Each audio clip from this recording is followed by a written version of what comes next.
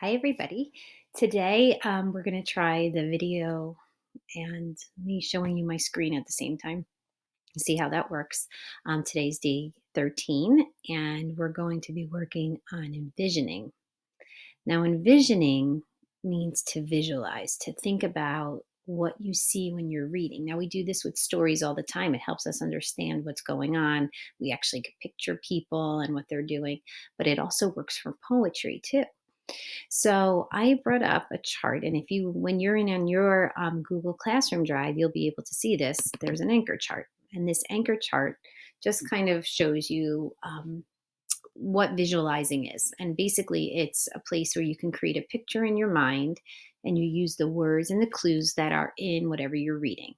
So it's like making a movie in your brain. Um, and sometimes when you're reading, that movie changes as you're reading. But as you're doing poetry, the same thing happens. So when I look at this anchor chart, I see this girl right here. And she says, in my mind, I see an ocean and I see three birds and the sun. So to me, she must be reading something about somebody at the beach or somebody by the ocean. It looks like there's even some darkness in the ocean water. So maybe there's something about a shark, but that's what she's seeing. So I'm going to do the same thing with you today with your stories. So we're going to go back to the classwork, and I'm going to read you Afternoon on a Hill, and then I'm going to show you my picture that I made after reading it, and then you're going to do one for Sensational Day. So let's open up this Afternoon on a Hill. So I'm going to read it to you, and then I'm going to show you my picture. Afternoon, Afternoon on a Hill, and this was from readworks.org. I will be the gladdest thing under the sun. I will touch 100 flowers and not pick one. I will look at cliffs and clouds with quiet eyes, watch the wind bow down the grass and the grass rise.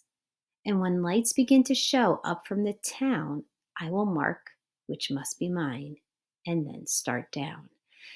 So right away when I read this, I'm thinking of when we're free and we get to do whatever we want. I'm thinking of the summer. And so I'm going to go back and kind of show you why. It says, I will be the gladdest thing under the sun. So I'm picturing myself with a huge smile on my face. I'm so happy. It's sunny out. The sun is out. And it says, I'll touch 100 flowers and not pick one.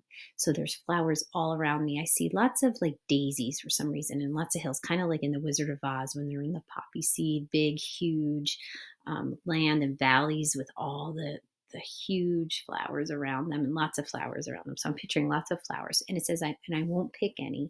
So I'm thinking like it's like being respectful, just enjoying nature and being outside. Will look at cliffs and clouds with quiet eyes, just taking them in and enjoying them. And then there's lots of grass. And then it says something that kind of switched my movie because I was picturing only being out in nature. But then it says, and when the lights begin to show up from the town.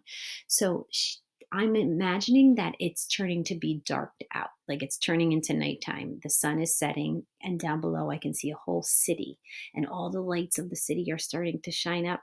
So it's time for me to go back home. And it says, I'll mark which must be mine and then start down. So I'll walk back home.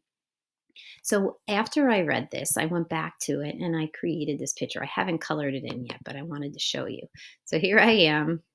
Excuse my crazy hair, but here's a big sun, and I'm seeing mountains with cliffs, and there's clouds, and see, there's all this grass and these flowers around me.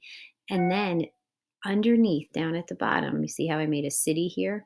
Because I'm imagining the city at the bottom of the hill. So all of those things is what I saw when I was reading. So it's crazy, but that's what I was picturing. I was picturing that all in my mind. So now it's your turn to create your own document with a picture. Now you could draw it on a regular piece of paper and then take a picture of it. If you have a way to create a document online with document tools and you can draw a picture that way, that's fine too. So this is what I want you to try now and let me know how it goes. Good luck.